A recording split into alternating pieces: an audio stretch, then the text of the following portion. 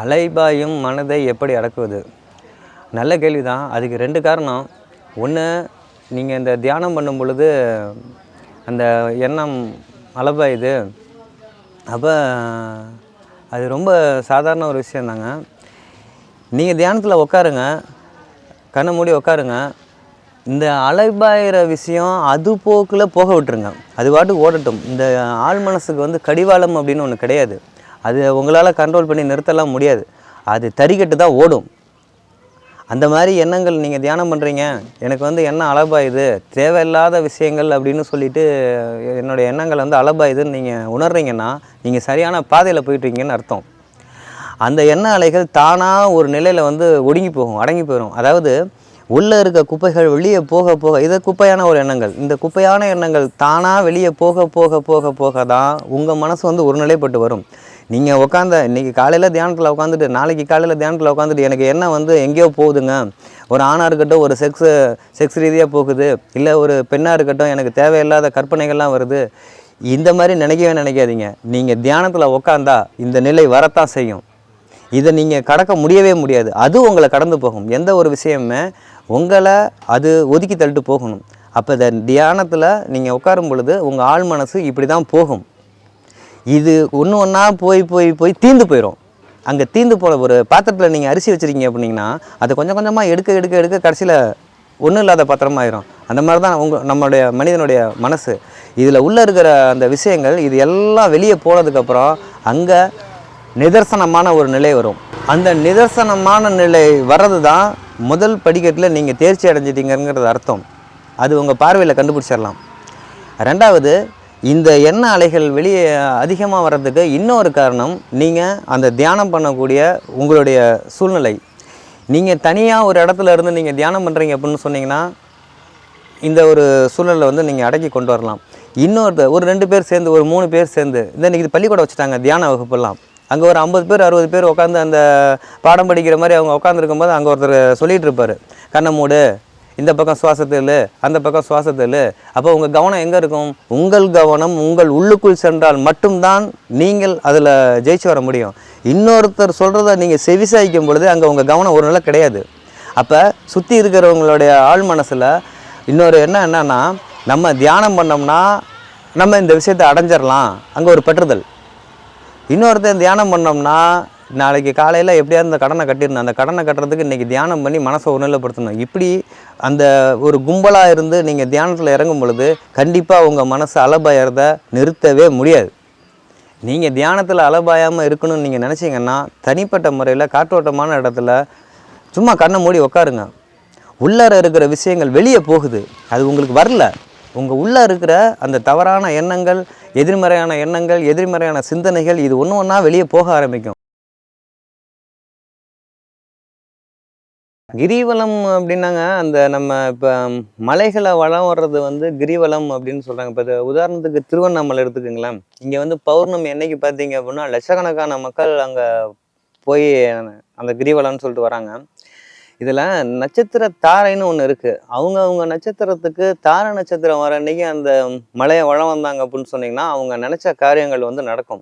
அதுவும் இன்றைக்கி வந்து அந்த கிரிவலத்தில் பார்த்தீங்க அப்படின்னு சொன்னீங்கன்னா, திருவிழா கூட்டம் மாதிரி போயிட்டுருக்காங்க. கிரிவலம் போகும் பொழுது மனசை ஒரு நிலைப்படுத்தி அவங்க அந்த இறைநாமம், அப்போ தன்னிச்சையாக அந்த முத்திரைகள் ஏதாவது அவங்களுக்கு என்ன தேவையோ அதுக்கு உண்டான முத்திரைகள் பிடிச்சி அந்த கிரிவலம் வரும் பொழுது அந்த நட்சத்திரத்தாரை அடிப்படையில் ஒரு மனிதன் வந்து ஒரு மலையை வளம் வரும் பொழுது அவங்களுக்கு தேவையானது நடக்குது. இந்த கிரிவலம் அப்படிங்கிறது பௌர்ணமி அன்னைக்கு மட்டும் கிடையாது. ஆனால் இன்றைய காலகட்டத்தில் பௌர்ணமினாலே கிரிவலம் அப்படிங்கிற ஒரு சூழ்நிலைக்கு நம்மெல்லாம் தள்ளப்பட்டுட்டோம். கிரிவலம் அப்படிங்கிறது தினமும் நடந்துக்கிட்டு இருக்குது. தினமும் அந்த கிரிவலம் நடத்திக்கிட்டு தான் இருக்காங்க. ஆனால் அவங்க அதனுடைய தன்மை அறிஞ்சு அது அந்த பௌர்ணமி மட்டும்னு இல்லாமல் அவங்க போயிட்டுருக்காங்க. இப்போ பொதுவாக கிரிவலம்னா பௌர்ணமி. அது ஒரு வகையில் பார்த்தீங்கன்னா சந்திரனோட ஒளிக்கதிர்கள் வந்து பாறைகளில் பட்டு, மலைகளில் இருக்க மூலிகைகளில் பட்டு நம்ம உடல் மேலே படும் பொழுது நம்மளுடைய சிறுமூளைக்கு அது ரொம்ப ஒரு சிறந்த ஒரு பலனை தரும். நினைவுத்திறன், நம்ம எடுத்த காரியத்தை வந்து நடத்தலாம். இந்த மாதிரியான நிறைய அபூர்வ சக்தி இருக்குது அந்த பௌர்ணமி அன்னைக்கு. இது பொதுவான ஒரு கிரிவலம். அப்படி கிரிவலம் போகும் பொழுதும் ஒரு மனிதனுக்கும் இன்னொரு மனிதனுக்கும் குறைந்தபட்சம் 2 மீட்டர் இடைவேளையில் அவங்க அந்த மலையை வளம் வந்தாங்கன்னா தான் இவங்களுக்கு தேவையானது நடக்கும். அப்படி இல்லாத பட்சத்தில் இவங்க கூட்டமாக போய் மலையை சுற்றி வர்றதுனால நான் எங்கள் வீட்டுக்காரரும் கச்சேரிக்கு போனார்னு சொல்லிக்கலாம். நான் வந்து 12 இந்த வருஷத்தில் வந்து நான் 11 பௌர்ணமிக்கு நான் திருவண்ணாமலை போயிட்டு வந்தேன்னு தான் சொல்ல முடியும். அங்கே இருக்கிற அந்த விஷயங்கள் இவங்க அனுபவிச்சாங்களா தெரியாது. லாரி எடுத்துகிட்டு போனோம், பஸ் எடுத்துகிட்டு போனோம், ஒரு 50 பேர் போனோம், அன்னதானம் பண்ணோம், கிரிவலம் சுற்றி வந்தோம், அவ்வளோதான். ஆனால் கிரிவலம் அப்படிங்கிறத அவங்க என்னைக்கு செய்யணும்னு சொல்லிட்டு அவங்களுடைய நட்சத்திர அடிப்படையில் அந்த தார நட்சத்திரம் என்னைக்கு வருதுன்னு சொல்லி தெரிஞ்சுக்கிட்டு அன்றைய நாளில், அது அமாவாசையாக இருக்கட்டும், பௌர்ணமியாக இருக்கட்டும், அஷ்டமியாக இருக்கட்டும், பஞ்சமியாக இருக்கட்டும், என்னைக்கு அவங்க செஞ்சாலுமே அதுதான் உண்மையான கிரிவலம். அப்படி பௌர்ணமி அன்னைக்கு நீங்கள் கிரிவலம் போகணும் அப்படின்னு சொன்னால் கும்பலாக போகாமல் தனித்தனியாக ஒருத்தருக்கும் இன்னொருத்தருக்கும் குறைஞ்சபட்சம் 1 மீட்டராவது இடைவெளி இருக்கிற மாதிரி நீங்கள் அந்த கிரிவலம் செய்யுங்க. உங்களுக்கு உண்டான உண்மையான பலன் கிடைக்கும். இது இல்லாமல் அங்கே கதை பேசிட்டு போகிறது, சினிமா கதை பேசுறது, இந்த புடவை எங்கே வாங்கினீங்க, அந்த இடத்துல சாப்பாடு சரியே கிடையாது, இந்த இடத்துல தான் சாப்பாடு நல்லா இருந்தா அந்த டீ கடைக்கு போனோம்னா நல்லா அருமையாக டீ போடுவாங்க. இந்த எண்ணங்கள், இந்த மாதிரி லௌகிக எண்ணங்களோட நீங்கள் மலையை வர்றதுக்கு செவனான வீட்டில் படுத்து தூங்கலாம். கிரிவலம் போகணும் அப்படின்னு சொன்னீங்கன்னா அதனுடைய தன்மைக்கு ஏற்ற மாதிரி உங்களை தனிமைப்படுத்தி நீங்கள் போங்க. உங்கள் குடும்பத்தோட நீங்கள் போங்க. குடும்பத்தோட போனாலுமே ஆள் மனசுல எந்த ஒரு எண்ணங்களும் இல்லாமல் அந்த மலையை நீங்கள் வாங்க. ஒரு நிலைப்பட்டதோட இப்போ உங்கள் குடும்பத்தில் ஒரு தாய் தக்கப்பட்டிருக்காங்க, 2 குழந்தைங்க இருக்காங்க, நீங்கள் கிரிவலம் போகிறீங்க. அப்படி போகும்பொழுது என்ன பண்ணுவாங்க, அவருடைய ஆசை காரு வாங்கணும், இந்த அம்மாவோட ஆசை நெக்லஸ் வாங்கணும், பிள்ளைங்களோட ஆசை விளையாட்டு ஜாமான் வாங்கணும். இப்படி அவங்க சுற்றி வரும் பொழுது இந்த எண்ணங்கள் வந்து சிதற சிதற நீங்கள் எது நினைக்கிறதா இருந்தாலும் அது நடக்க போகிறது கிடையாது. தன்னிச்சையாக இந்த மகான்களை திருவண்ணாமலையிலேயே நீங்கள் மகான்களை கவனித்து பாருங்கள். அவங்க யாருடைய ஒரு ஒட்டுதலும் இல்லாமல் தன்னிச்சையாக அவங்க அந்த கிரிவலம் செய்வாங்க. அவங்களுக்கு தேவையான பலாபலங்கள் வந்து நடக்கும். அதே மாதிரி அங்கே திருவண்ணாமலைன்னு அந்த ஒரு விஷயம் சொல்கிறேன். கார்த்திகை தீபம் ஏற்றுறாங்க. இந்த கார்த்திகை தீபம் ஏற்றும் போது பார்த்தீங்க அப்படின்னு சொன்னீங்கன்னா லட்சக்கணக்காக கோடிக்கணக்கான மக்கள் அண்ணாமலையார் தீபம் பார்க்குறேன் அப்படின்ட்டு சொல்லிட்டு போகிறாங்க. நல்ல விஷயந்தான். ஆனால் அந்த அண்ணாமலையார் தீபம் பார்த்தா மோட்சம் அப்படின்னு சொன்னால் அதுக்கு உண்மையான அர்த்தம் என்னன்னு கேட்டிங்கன்னா, நம்ம உடலில் இருக்கக்கூடிய சக்கரம், இந்த சக்கரத்தை மேலே எழுப்பி மேலே அந்த சிவசக்தியோட கலந்து அங்கே அந்த அக்னியை கொண்டு வந்தோம்னா அங்கே எரியிற தீபத்தை உள்ளுக்குள்ளார உணர்ந்து உள்ளார நம்ம அனுபவிக்க ஆரம்பித்தோம்னா அதுதான் அண்ணாமலை தீபம். அதை கொஞ்சம் இருந்த இடத்துல கொஞ்சம் முயற்சி பண்ணி அனுபவிச்சு பாருங்க. அங்கே போயிட்டு ஒரு 10 லட்சம் பேருக்கு முன்னால் நின்று எனக்கு வந்து அந்த ஜோதி தரிசனம் கிடைக்கல, இந்த மாதிரி நீங்கள் அவஸ்தைப்படுறதுக்கு இந்த அண்ணாமலை தீபத்தை பார்த்தா மோட்சம் அப்படிங்கிறதுக்கு உண்மையான அர்த்தம் உங்களுக்குள்ளார இருக்கக்கூடிய அந்த குண்டலினி சக்தி உறங்கிட்டு இருக்கிறத மேலே எழுப்பி அதை மேலே எரிய வச்சு அந்த ஜோதி தரிசனத்தை உள்ளுக்குள்ளார இருக்கிற சிவன் சக்தியை நீங்கள் அனுபவிங்க. உங்களுக்கு அது மோட்சம்.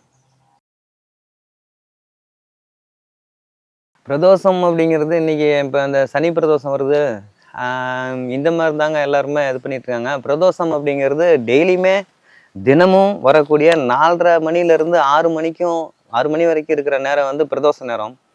பிரதோஷ நேரம் அப்படின்னா என்னன்னு கேட்டிங்கன்னா, சிவனுக்குள்ளார இந்த உலக இயக்கங்கள் அனைத்தும் அடக்கம் அப்படிங்கிறது அதனுடைய பொருள். அதுக்கு நிறைய புராண கதைகள்லாம் இருக்குது. ஆனால் இங்கே நம்ம அதில் உண்மையாக பின்பற்ற வேண்டியக்கூடிய விஷயம் என்னன்னு கேட்டிங்கன்னா, பிரதோஷ வழிபாடு அப்படிங்கிறது அந்த 4:30 to 6 அப்படிங்கிற காலகட்டம் நம்ம தியானம் பண்ணுறதுக்கும் யோகம் பண்ணுறதுக்கும் உண்டான ஒரு சிறந்த நேரம். அதாவது அதனுடைய அர்த்தம், பிரதோஷ நேரத்துக்குள்ள சிவனுக்குள்ளார அனைத்தும் அடக்கம். அப்போ இந்த சிவன் அப்படிங்கிறது ஒரு ஆத்மாவோட ஜீவனில் கலந்துருக்கிற ஒரு விஷயம். இப்போ இதை நம்ம அங்கே போகணும் அப்படின்னு சொன்னீங்கன்னா குண்டலினி சக்தியை மேலே எழும்ப தான் நம்ம அந்த வந்து சிவத்தன்மையை அடைய முடியும். அப்போ இந்த நந்தி வழிபாடு பிரதோஷத்தன்னைக்கு நந்திக்கு இந்த பாலபிஷேகம், பன்னீர் அபிஷேகம், இந்த மாதிரி ஒரு 16 அபிஷேகம் பண்ணுறாங்க.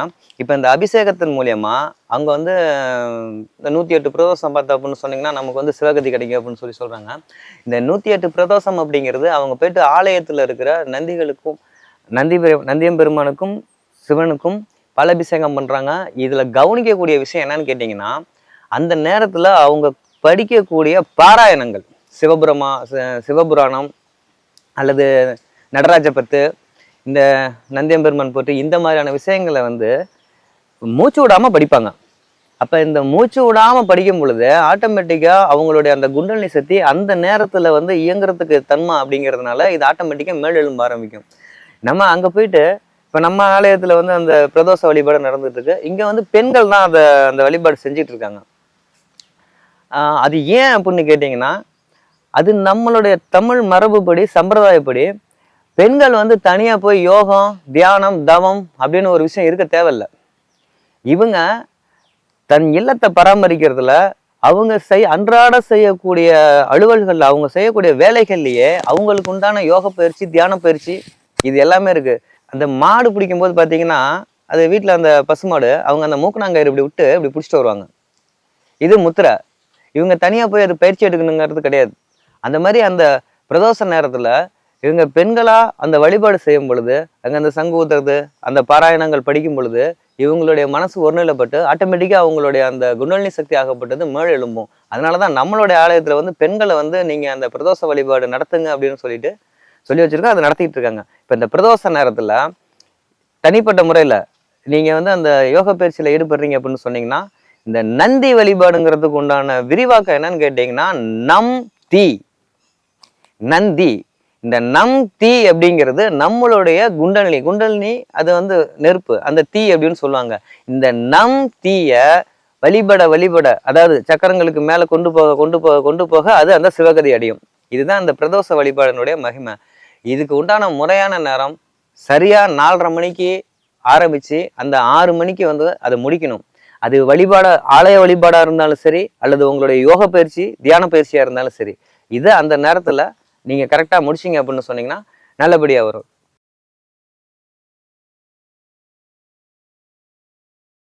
சித்தர்கள் யாரு? சித்தர்களை ஏன் நம்ம வழிபடணும்? நல்ல கேள்வி. இன்னைய காலகட்டத்தில் வந்து சித்தனுக்கும் பித்தனுக்கும் வித்தியாசம் தெரியறதில்ல. சரிங்களா? அதாவது நம்ம பாரத தேசத்தில் எண்ணிலடங்காத சித்தர்கள் மகான்கள்லாம் இருந்திருக்காங்க. இதில் வந்து நம்ம மக்களுக்கு பயனடையணும் அப்படிங்கிறதுக்காக மருத்துவத்திலிருந்து உணவு முறையிலிருந்து குடும்ப வாழ்க்கை முறையிலிருந்து அன்றாடம் நம்ம வாழ்க்கையில் நடக்கக்கூடிய எல்லா விஷயத்தையும் ஒரு நெறிமுறைப்படுத்தி முறைப்படி நம்மக்கிட்ட சாஸ்திர சம்பிரதாயங்கிற பேரில் ஒப்படைச்சவங்க தான் சித்தர்கள். சித்தர்களுக்கு என்ன அர்த்தம்னு கேட்டிங்க அப்படின்னா, சித்தம் தெளிஞ்சவன் சித்தன். அப்போ இதில் நம்ம இன்னைக்கு எடுத்து வச்சிருக்கிறது பார்த்தீங்கன்னா 11 சித்தர்கள். அகஸ்தியர், கோரக்கர், போகர் அப்படின்னு 11 சித்தர்கள் வந்து நம்ம எடுத்து வச்சிருக்கோம். இவங்க எல்லாருமே அந்த ஜீவ சமாதி அப்படின்னு சொல்லிட்டு இன்னைக்கு நம்ம தேடி போக ஆரம்பிச்சிடும். சித்தர்களை ஒரு 20 வருஷத்துக்கு முன்னால் கூட அந்த சித்தர்கள் வழிபாடுங்கிறது அந்த அளவுக்கு கிடையாது. இன்னைக்கு பார்த்தீங்க அப்படின்னு சொன்னீங்கன்னா, சித்தர்கள் சமாதிக்கு போகிறேன், சித்தர்களை வழிபடுறேன் அப்படின்ட்டு எல்லாமே ஓடிட்டு இருக்காங்க. முதல்ல சித்தர்களை எப்படி வழிபடணும்னு கேட்டிங்கன்னா, அவங்க வந்து ஏகாந்த நிலையில தான் அவங்க இருக்காங்க. அதாவது அவங்களுடைய சமாதி ஜீவ சமாதி அப்படிங்கிறது அவங்க அங்கே வாழ்ந்துகிட்டு இருக்காங்க. ஆனால் இன்னைக்கு பார்த்தீங்க அப்படின்னா ஜீவ சமாதி அப்படின்னு சொன்னீங்கன்னா, இறந்து போன உடலை கொண்டுட்டு வந்து புதைச்சி வச்சுக்கிட்டு இது வந்து ஜீவ சமாதி ஆயிட்டாங்கிற பேரில் தான் இன்னைக்கு நடைமுறையில் இருந்துகிட்டு இருக்கு. ஜீவ சமாதி சித்தர்கள் அவங்க ஜீவ சமாதி அப்படின்னு சொன்னால் அவங்களுடைய ஜீவன் அவங்க உடலில் வாழ்ந்துகிட்டு இருக்கும். அதுதான் ஜீவ சமாதி. அவங்க ஏன் அந்த சமாதி நிலைக்கு போகிறாங்க அப்படின்னு சொன்னால், நம்மளுடைய மக்களுடைய வாழ்வாதாரம் நல்லபடியாக இருக்கட்டும், வாழ்க்கை நல்லபடியாக இருக்கட்டும் அப்படிங்கிறதுக்காக அவங்க ஒரு நிரந்தரமான யோக நிலையில் அவங்க அமர்ந்திருக்காங்க. அங்கே போய் நம்ம மைக் செட்டு போட்டுட்டு பாட்டு பாடுறது கும்பலாக இந்த இறைவன் நாமங்களாகவே இருக்கட்டும், அந்த போற்றிகளாகவே இருக்கட்டும், இருந்தாலும் அவங்களுக்கு அந்த சத்தம் அப்படின்னு ஒரு விஷயம் ஆகாத ஒரு விஷயம். தாராளமாக ஜீவ சமாதிகளுக்கு போங்க. தனிமையாக நீங்கள் அங்கே உக்காந்து எதையுமே வேண்டாதீங்க. எனக்கு இன்னது வேணும், எனக்கு இன்னது செய்யுங்க அப்படின்னு எதையுமே நீங்கள் வேண்டணுங்கிற அவசியம் கிடையாது. ஒரு தாய்க்கு தெரியும் தன் குழந்தைக்கு எப்போ பசி எடுக்கும், ஏன் அது அழுகுது, அதுக்கு என்ன செய்யணும் அப்படின்ட்டு தாய்க்கு தெரியும். அந்த மாதிரி தாய் உறவு தகப்பன் உறவு தான் இந்த சித்தர்கள் நமக்கு. அப்போ நீங்கள் அவங்கக்கிட்ட போயிட்டு மன்றாடணும், கத்தணும், கூச்சல் போடணும், அங்கே போய் பாராயணம் பண்ணணும், இந்த அவசியங்கள்லாம் தேவையே கிடையாது. போங்க, அமைதியாக உட்காருங்க. உங்கள் சிந்தனைகளை அது போக்கில் விடுங்க. அவங்களுடைய அனுகிரகம் உங்களுக்கு இருந்தா உங்ககிட்ட இருக்கிற அந்த தீய எண்ணங்களை அவங்க வெளியேற்றி உங்களை நல்வழிப்படுத்துவாங்க. இப்போ நம்ம இதை பற்றி பேசிட்டு இருக்கோம்னா இந்த இடத்துல அவங்களுடைய நடமாட்டம் இருக்கும். எப்போ ஒருத்தவங்க சித்தர்களை பற்றியோ முனிவர்களை பற்றியோ மகான்களை பற்றியோ பேசுகிறாங்க அப்படின்னு சொன்னால் அந்த இடத்துல அவங்களுடைய அனுகிரகம் இருந்தால் மட்டும்தான் அவங்களுடைய நினைவு கூட நம்மளால் நினைக்க முடியும். அப்படி இருக்கும் பொழுது காடு மலைன்னு சொல்லி நீங்கள் தேடி போய் அந்த அவங்களுடைய ஜீவசமாதியில் உட்காந்துக்கிட்டு நீங்கள் ஆர்ப்பாட்டம் பண்ணுறதுனால உங்களுக்கு எதுவுமே நடக்க போகிறது கிடையாது. போகும்போது நீங்கள் மட்டும் தனியாக போகிறீங்க, பக்கத்து வீட்டுக்காரன் எழுத்த வீட்டுக்காரன் அவன் இவன் வாடா நான் சித்தர் சமாதிக்கு போகிறேன் சித்தர் சமாதிக்கு போகிறேன் நம்ம பொருட்காட்சிக்கு போகிற மாதிரிலாம் எடுத்துகிட்டு போயிடுறீங்க. போங்க, இருந்த இடத்துல முதல்ல அவங்கள மனசுக்குள்ளார பதிய வைங்க. உங்க ஆள் மனசுல வந்து கோரக்கரா இருக்கட்டும், அகஸ்தியரா இருக்கட்டும், போகரா இருக்கட்டும், ஏதோ ஒரு மகான அவங்கள வந்து நீங்க மனசுல நினைங்க. உங்களுக்கு அவங்களுடைய அனுகிரகம் வந்துச்சுன்னா உங்க சூட்சும உடல் கூட பேசக்கூடிய தன்மை அவங்களுடைய ஜீவ ஆத்மாவுக்கு இருக்கு. அவங்க உங்களுக்கு வழிகாட்டுவாங்க. என்னுடைய வாழ்க்கையிலையும் இந்த விஷயங்கள் நடந்துகிட்டு இருக்கு. நானும் ஆரம்ப காலகட்டத்தில் நிறைய அந்த சித்தர்கள் சமாதி அப்படின்னு சொல்லிட்டு போயிருக்கேன். ஆனால் அங்கே உட்காந்து யோசிப்பேன், இவங்க தனியாக இருக்கணும்னு தான் இந்த நிலைக்கு வந்தாங்க. ஏன் இங்கே வந்து நம்ம வந்து போற்றி அது இதுன்னு சொல்லி நம்ம அந்த சவுண்டு சட்டம் இதெல்லாம் கொடுத்து நம்ம ஏன் அவங்கள நம்ம தொந்தரவு பண்ணிட்டு இருக்கோம்? அப்போ இதனால நமக்கு என்ன நடக்க போகுது அப்படின்னு இரவு நேரத்தில் போக ஆரம்பித்தேன். அந்த இரவு நேரத்தில் போனதுல தான் இந்த நாகப்பட்டினம் பக்கத்தில் வடக்கு பொய்கநல்லூர் கோரக்கருடைய சமாதி. அது இன்னைக்கு வந்து பார்த்தீங்க அப்படின்னு சொன்னீங்கன்னா நல்ல ஒரு ஸ்டார் ஹோட்டல் மாதிரி ஆயிடுச்சு. அந்த காலகட்டத்தில் நான் போகும்போது ஒரு 27-28 வருஷத்துக்கு மேலே இருக்கும். அப்போ பார்த்தீங்கன்னா அவருடைய அந்த சமாதி பீடம் மட்டும்தான் இருக்கும். 2-3 பேர் இருப்பாங்க, அவ்வளோதான். நான் அந்த ஆத்மார்த்தமாக முதல் தடவை போகும் பொழுது வேற வழி இல்லாமல் அங்கே தங்கக்கூடிய ஒரு சூழ்நிலை இருந்தது. அவருடைய அந்த பீடத்துக்கு பின்னால் படுத்திருந்தேன், தூக்கம் வரல. ஆனால் அமானுஷ்யமாக அவர் என்னை ஆட்கொண்ட விஷயம், அதுக்கப்புறம் என் வாழ்க்கையில் நடத்தப்பட்ட விஷயம், இன்ன வரைக்கும் நடந்துக்கிட்டு இருக்க விஷயம் அவருடைய அனுகிரகம். அப்போ அவருடைய என்னையும் அவர் தேர்ந்தெடுத்திருக்காரு, நான் அவரை தேர்ந்தெடுக்கல. ஏன்னா நான் நிறைய சித்தர்கள் சமாதிகள் இதுக்கு போயிருக்கேன். அந்த ஒரு டைம் போயிட்டு வந்தது.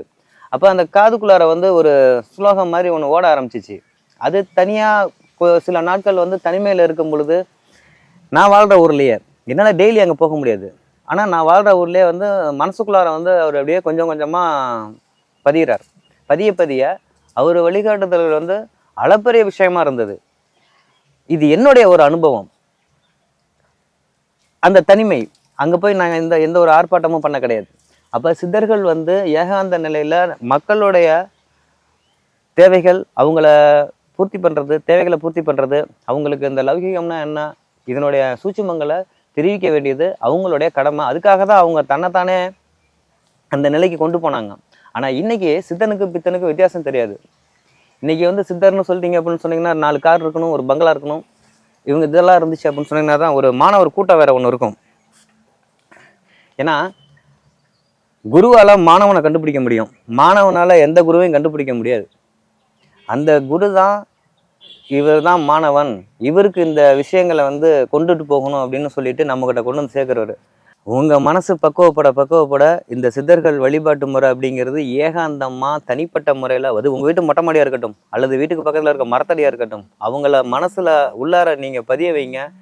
அதில் யாரோ ஒருத்தர் உங்களுக்கு அவருக்கு உங்களை தேவை அப்படின்னு சொன்னால் உங்களை தேர்ந்தெடுத்து உங்களுக்கு தேவையான அந்த அஷ்டகர்மத்தையும் உங்களுக்குள்ளார கொண்டு வருவார். அதுபடி தான் நீங்கள் வழிபட்டு உண்மையான ஒரு தன்மையை அடைக்க முடியும். தியானம் சொல்லித்தரேன், யோகம் சொல்லித்தரேன், அது பேர் மாற்றி மாற்றி வச்சுக்கிறாங்க. ஒவ்வொருத்தரும் அவங்களுக்கு பிடிச்ச மாதிரி ஒரு பேரை வந்து பாபா யோகா, கிரியா யோகா, இப்படி ஒவ்வொரு பேராக மாற்றி மாற்றி வச்சுக்கிறாங்க. அந்த யோகம், தியானம், அப்படி தவம், இது எல்லாமே வந்து ஒரு சார்ந்த ஒரு விஷயம்தான். நமக்கு முன்னால் உள்ள அந்த 11 சித்தர்கள் சொல்லாத ஒரு எந்த விஷயத்தையும் இப்போ புதுசாக யாரும் சொல்ல போகிறது கிடையாது. இதில் இவங்க எதை கடைப்பிடிக்கிறாங்க அப்படின்னு சொன்னீங்கன்னா, நம்ம யாரையாவது போய் தேடி போனோம்னா நமக்கு வந்து அந்த வழிபாட்டு முறையை சொல்லி கொடுப்பாங்களா, இல்லை நமக்கு தீட்சை கொடுப்பாங்களா, நமக்கு யோகம் சொல்லி கொடுப்பாங்களா? இப்படி தான் எல்லாருமே ஒரு கும்பலாக ஓடிட்டு இருக்காங்க. இதில் உண்மை தன்மை என்னன்னு கேட்டிங்க அப்படின்னா,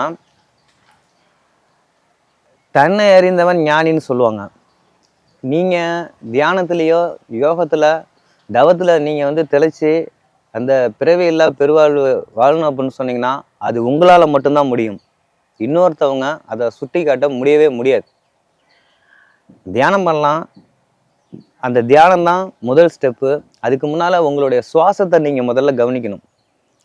இந்த வடகலை, பிங்கலை, சுழிமுனை அப்படின்னு சொல்லிட்டு இந்த சுவாசத்தை நீங்கள் கவனிக்க ஆரம்பிச்சிங்கனாலே சரியான ஒரு தியான முறை உங்களுக்கு கைவரப்பெறும். சும்மா உட்காருங்க, கண்ணை மூடுங்க, ஒரு பத்மாசனம் போடுங்க, இல்லை ஒரு தனிமையாக ஒரு ஏகாந்தமாக கொஞ்சம் காற்றோட்ட உள்ள இடமா உட்காருங்க. உட்காந்துக்கிட்டு கண்ணை மூடுங்க. எதுவுமே சொல்ல வேணாம், மந்திரம் சொல்ல வேண்டாம், முத்திரைகள் பிடிக்க வேண்டாம். உட்காருங்க, கண்ணை மூடி உட்காருங்க. முதல்ல உங்கள் சிந்தனைகள் உள்ளேருந்து எல்லாத்தையும் வெளியேற்றணும். அது பாட்டுக்கு போயிட்டே இருக்கும். அது எந்த விஷயத்தை நோக்கி அந்த சிந்தனைகள் எண்ணங்கள் ஓடுதோ அது போக்கில் விட்டுருங்க. அது போக்கில் விட்டிங்கன்னா ஆட்டோமேட்டிக்காக உங்கள் ஆழ் மனசில் புதஞ்சு கிடக்கிற குப்பைகள் எல்லாம் வெளியே போக ஆரம்பிச்சிடும். இது வெளியே போக ஆரம்பித்தாலே உங்களுடைய சரீரம், அந்த ஆழ்மனம், இந்த மனம் அப்படிங்கிறது அது ஏற்றுக்கிட்டு அந்த தியானத்துக்கு உண்டான முறையான வழியாக உங்களுக்குள்ளார இருக்கக்கூடிய கடவுள் தன்மை, அது ஒரு அபூர்வமான ஒரு விஷயம். நீங்கள் வெளியில் தேடி அலைஞ்சி உண்மையான ஒரு ஆன்மீகத்தையும், அதாவது ஆன்மீகம் அப்படிங்கிறது ஒவ்வொரு ஆலயங்களுக்கும் ஒரு தன்மை இருக்குது அதை வழிபடுறதுக்கு அப்படின்னு சொல்லிட்டு. இது இல்லாமல் நீங்கள் யோகம், தியானம், தவம் அப்படின்னு சொல்லிட்டு போகும் பொழுது ஒருத்தரால் இன்னொருத்தரை தூண்டப்பட முடியாது. அப்போ இன்றைக்கி அதை என்ன பண்ணுறாங்க, தீட்சை கொடுக்குறோம், அது எவ்வளோ பணம் தரோம், பயிற்சி கொடுக்குறோம். இந்த பயிற்சி முறைகள் அப்படிங்கிறது ஒவ்வொருத்தருக்கும் மாறுபட்டது. ஒவ்வொருத்தருடைய அனுபவமே வேறு வேறு ரூபத்தில் தான் இருக்கும். இன்னிலா சித்தர்கள், மகான்கள், ரிஷிமார்கள் வாழ்ந்த பாரத பூமி நம்மளுடைய தமிழக மண். இந்தியன்னு கூட வச்சுங்களேன். இங்கே இல்லாத சித்தர்களும் யோகிகளும் மகான்களும் கிடையாது. ஒவ்வொருத்தருமே தனிப்பட்ட முறையில் ஒரு வார்த்தை வேதம் அதை வச்சு தான் அவங்க அந்த யோக முறைகளை கடைபிடிக்க ஆரம்பித்தாங்க. உதாரணத்துக்கு நம்ம பாம்பாட்டி சித்தரை சொல்லலாம். அவர் பாம்புகள் பிடிச்சு ஜீவனம் பண்ணிட்டு இருந்தவர் தான். உள்ளே இருக்க பாம்பை விட்டுட்டு வெளியே இருக்க பாம்பை ஏன்டா பிடிக்கிற, உள்ளே இருக்க பாம்பை பிடிடான்னு சொல்லும்போது அந்த ஒரே சிந்தனையில் இருந்து தான் அந்த பாம்பு அப்படிங்கிற குண்டலினின்னு சொல்லி அவர் உணர்ந்து அடுத்த ஸ்டெப்புக்கு போயிட்டு இந்த மருதமலை இப்படி பல ஆலயங்கள் இதெல்லாம் வர்றதுக்கு காரணமாக இருந்தாங்க. அதே மாதிரி தான் அந்த வழிப்பறி கொள்ளைக்காரனாக இருந்தவங்க இன்னைக்கு ராமாயணன்னு ஒருத்தரை வால்மீகி எழுந்தார்னு சொல்லுவாங்க. ஒரு வார்த்தை, அந்த ஒரு வார்த்தை தான் உங்களுக்கு உண்டான வழிகாட்டி. நீங்கள் நாள் கணக்காக, மாத கணக்காக, வருஷ கணக்காக நீங்கள் போய் அங்கே உட்காந்து அவங்கக்கிட்ட நீங்கள் எங்களுக்கு பயிற்சி கொடுங்க, நாங்கள் முதிர்ச்சி ஆகிட்டோமா, நீ எடுக்கிற பயிற்சியில் நீ தான் முதிர்ச்சி ஆகிறது உன்னால் மட்டும்தான் உணர முடியும். ஆன்மீகம் அப்படிங்கிறது ஒரு புரியாத புதிர். அதனுடைய அனுபவம் ஒவ்வொருத்தருக்கும் வேறு வேறு மாதிரி தான் இருக்கும். நான் ஒரு வகையில் இதை விஷயங்களை உணர்ந்தேன் அப்படின்னு சொன்னால், என்னையே பின்பற்றி வந்தீங்கன்னா உங்களால் அதை உணர முடியாது. அது என்னைக்காக பிடிக்கிற மாதிரி ஆகும், அவ்வளோதான். அல்லது இன்னொருத்தருக்கு ஒரு விளம்பரத்துக்காக தான் இது பண்ண முடியும். நீங்கள் உட்காருங்க, முதல்ல உங்களுடைய மனசில், ஆள் மனசில் இருக்கிற குப்பைகள் அது வெளியேறட்டும். அது வெளியேறத்துக்கும் உங்களால் தான் முடியும். அதுக்கப்புறம் பிரபஞ்ச சக்தி, நீர், நிலம், காற்று, ஆகாயம், நெருப்பு, இந்த பஞ்சபூதங்களும் நம்ம உடம்புல இருக்குது. இது தன்னைத்தானே தானாக வெளிக்கொண்டு வர ஆரம்பிக்கும். ரெண்டாவது, இன்றைய காலகட்டத்தில் நம்மளுடைய சாப்பாட்டு முறை, உணவு முறை எல்லாமே விஷத்தன்மை வாய்ந்ததாக தான் போயிடுச்சு. அப்போ நம்ம உடலில் இருக்கக்கூடிய கழிவுகள் வெளியேறாமல், கழிவுகள் அப்படிங்கிறது பார்த்திங்கன்னா நம்ம முதல் நாள் சாப்பிட்டது மலமாகவோ அல்லது சிறுநீராகவோ போகிற கழிவுகள் கிடையாது. உடல் கழிவுகள் அப்படின்னு சொல்லிட்டு உடலில் தேங்கியிருக்கும். இந்த உடல் கழிவுகள் வெளியேறினா மட்டும்தான் உங்களால் அந்த யோகா பயிற்சிகளோட போக முடியும். அப்போ நீங்கள் சரியான முறையில் முதல் படி உங்களுடைய சுவாசத்தை நீங்கள் கவனிக்கணும். இது இல்லாமல் நீங்கள் போய் உக்காந்து உங்களுடைய நேரத்தையும் உங்களுடைய பொழுதையும் வீணாக்கிட்டு இருக்கிறதுக்கு விட்டுட்டு நீங்களாக சுய பயிற்சி எடுங்க. முதல்ல உங்கள் உடலை ஆரோக்கியமாக வைங்க. பிறந்த குழந்தைய நீங்கள் கவனிச்சிங்க அப்படின்னு சொன்னீங்கன்னா, என்னைக்கு அது அம்மா அப்பா இப்படி அந்த முதல் வார்த்தை பேசப்படுதோ அன்னைய காலகட்டத்திலே அந்த முத்திரைகள் அப்படிங்கிற விஷயம் அதுக்கே மறந்து போயிடும். அதுக்கப்புறம் யாராவது அவங்களுக்கு பயிற்சி கொடுக்குற ஒரு சூழ்நிலைக்கு தள்ளப்பட்டுட்டோம். நீங்கள் இது வரைக்கும் கவனிக்கலே தெரில. இதுக்கு மேலே கவனிச்சு பாருங்கள். இந்த பிறந்த குழந்தைங்களுடைய உடல் அசைவுகள், அங்கங்கள், அந்த விரல்களை இதை மட்டும் கவனிச்சு பாருங்கள். அது அழகாக இப்படி முத்திரை பிடிச்சிருக்கும், இப்படி பிடிச்சிருக்கும். இந்த மாதிரி முத்திரைகள் அது பாட்டுக்கு பிடிச்சிட்டு இருக்கும். அப்போ அது உடல் அதிகமாக இந்த முத்திரை தான் பிடிச்சிருக்கும், உடல் கழிவு முத்திரை. இதனுடைய தன்மை என்னன்னு கேட்டிங்கன்னா, சில பேர் அதுக்கு உடனே ஆஸ்பத்திரி திருப்பி போயிடுவாங்க.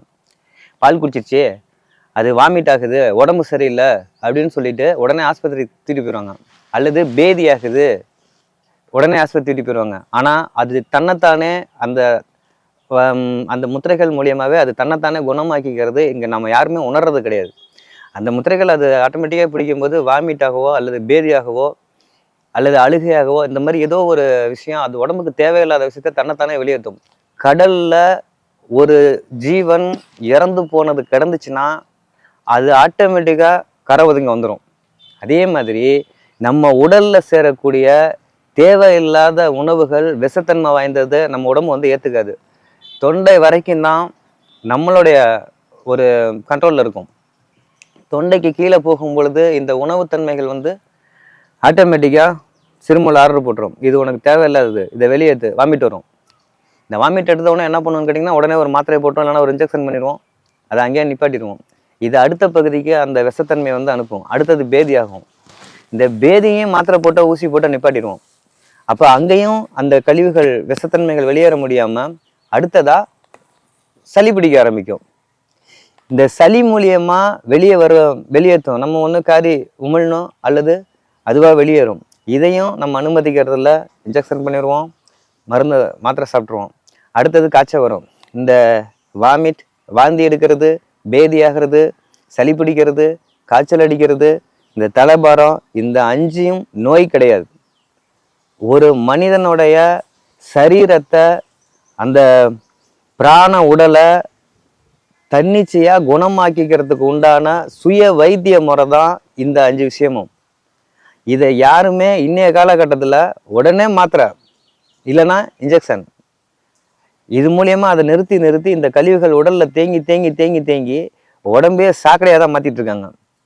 இந்த கழிவுகள் வெளியேறினா மட்டும்தான் சுகபோக வாழ்க்கையாக இருந்தாலும் சரி, இகபோக வாழ்க்கையாக இருந்தாலும் சரி, உங்களால் நிம்மதியாக வாழ முடியும்.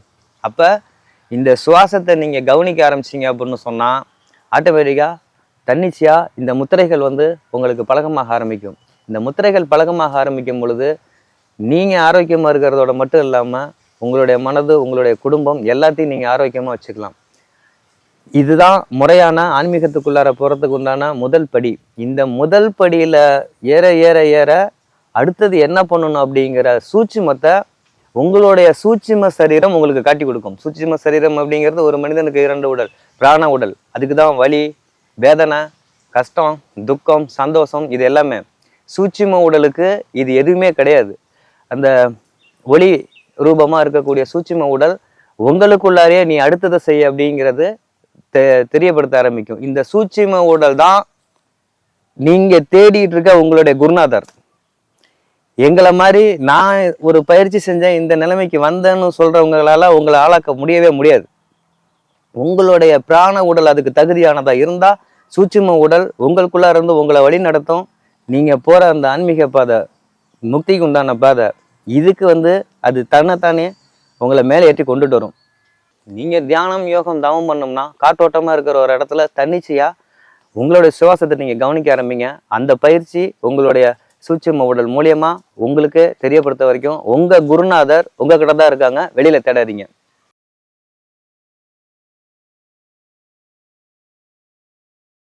கறி உணவு சாப்பிட்டுட்டு கோயிலுக்கு போகலாமான்னு கேள்வி கேட்குறாங்க. கறி உணவு ஏன் சாப்பிடக்கூடாது அப்படின்னு சொன்னால், கறி உணவு சாப்பிட நம்மளுடைய எண்ணம் கொஞ்சம் ஒரு மாதிரி ஆக்ரோஷமான இதாக மாறும். அதனால தான் அந்த கறி உணவு தவிர்க்குன்னு சொல்கிறாங்க. மற்றபடி அந்த கறி உணவை நீங்கள் இந்த கையில் எடுத்து நீங்கள் சாப்பிட்றீங்க, இந்த சாப்பிட்ட கையை உடனே கழுவிடுறீங்க. அப்போ அந்த உணவுனுடைய சாராம்சம் கையை விட்டு போயிடுது.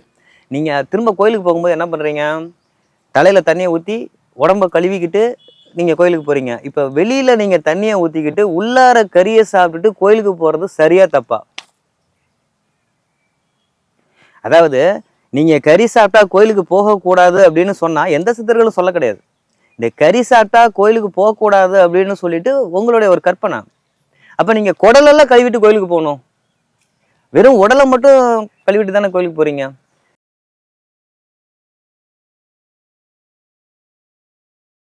பீரியட் தீட்டு பொம்பளை பிள்ளைங்களுக்கு ஒரு ஜீவன் இந்த உலகத்துக்கு வர்றதுக்கு காரணமாக இருக்கிறது அந்த பெண்ணுடைய கர்ப்பப்பை.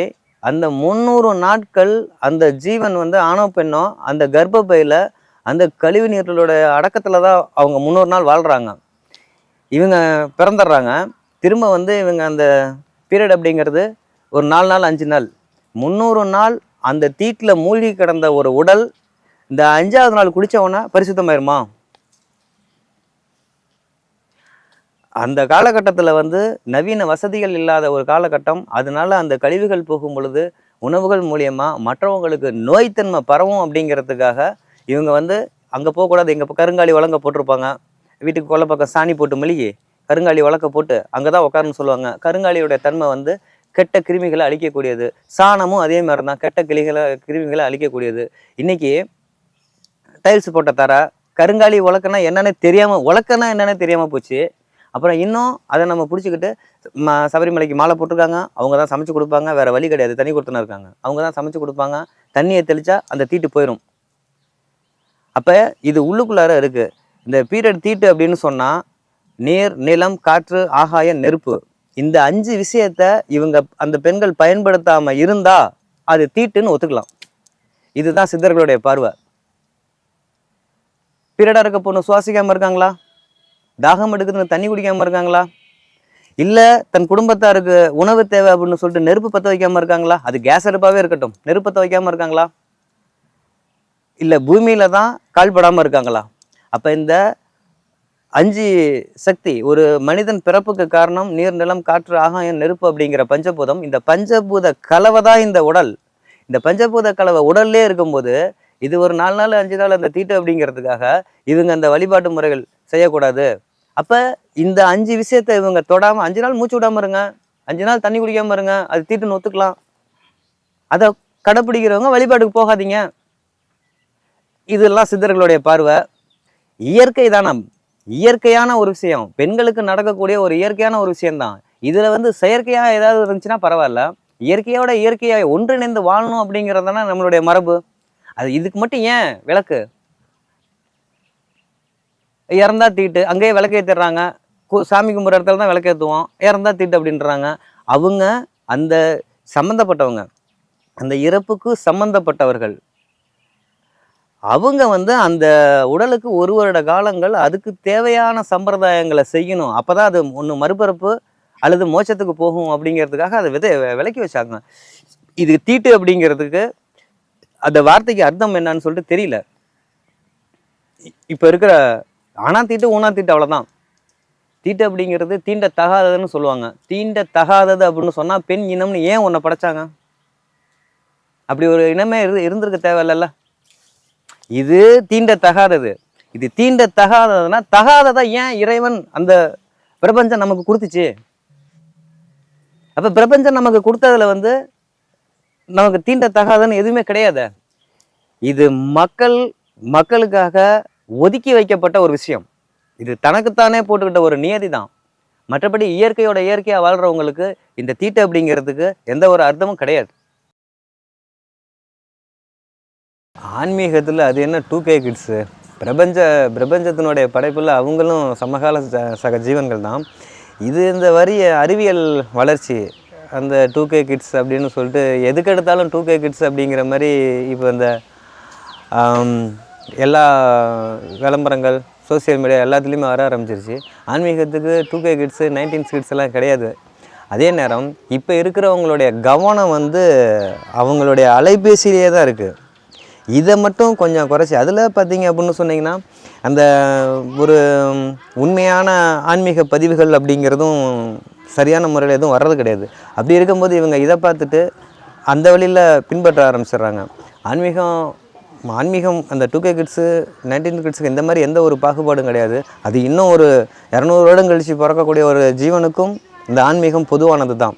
அப்படி இருக்க பட்சத்தில் இன்றைக்கி சில பேர் வந்து வேணும் என் பையன் சாமியே கும்பிட மாட்டேங்கிறான், காலையில் எழுந்திரிச்சு பள்ளிக்கூடத்துக்கு போகிறதுக்கு முன்னால் ஒரு சாமியை கும்பிட்டு போடானா கேட்க மாட்டேங்கிறான், அவன் போக்கில் அவனை விட்டுருங்க. எப்பயுமே திணிக்கப்படுற ஒரு விஷயம் நம்ம அதில் வெற்றி அடையவே முடியாது.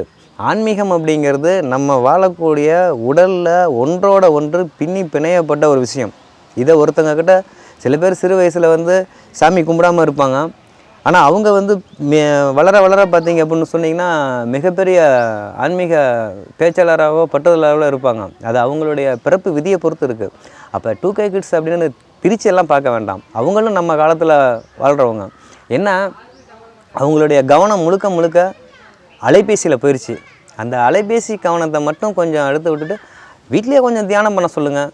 ஆட்டோமேட்டிக்காக அந்த ஆன்மீகம் அப்படிங்கிறது அவங்களுக்கு வந்துடும். ஆன்மீகம் பிறக்கும் போதே கூட வரும். அது நம்ம உணர்றதில்லை, அவ்வளோதான். அது தனியாலாம் நம்ம போய் தேடி பிடிச்சிட்டு வரணுங்கிற அவசியம்லாம் கிடையாது. அது நம்ம பிறக்கும்போது நம்ம உடலில், ஒரு மனித உடலில் ரத்த ஓட்டம் மாதிரி இந்த ஆன்மீகம் அப்படிங்கிறது, அது மதம் சார்ந்ததாக இருந்தாலும் சரி, மனிதம் சார்ந்ததாக இருந்தாலும் சரி, பொதுவாக என்னுடைய பார்வையில் சமகால சக ஜீவன்களுக்கு அவங்க மதம் சார்ந்த பற்றுதல், வழிபாட்டு முறைகள் அவங்க ரத்தத்தில் கலந்த ஒரு விஷயம். இதை தனியாலாம் தேடி போகணுங்கிற அவசியம் கிடையாது.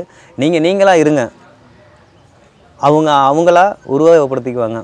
ஆனால் எதையுமே அந்தந்த வயசில் அவங்களுக்கு தேவையானதை பூர்த்தி ஆகிற ஒரு தன்மை இயற்கைக்கிட்ட இருக்குது. நம்ம இயற்கையை மிஞ்சி போயிட்டுருக்கிறதுனால நம்ம அதை தேட வேண்டியதாக இருக்குது. இயற்கையோட இயற்கையாக இருங்க, எல்லாமே நல்ல விஷயமாக வரும், வளரும்.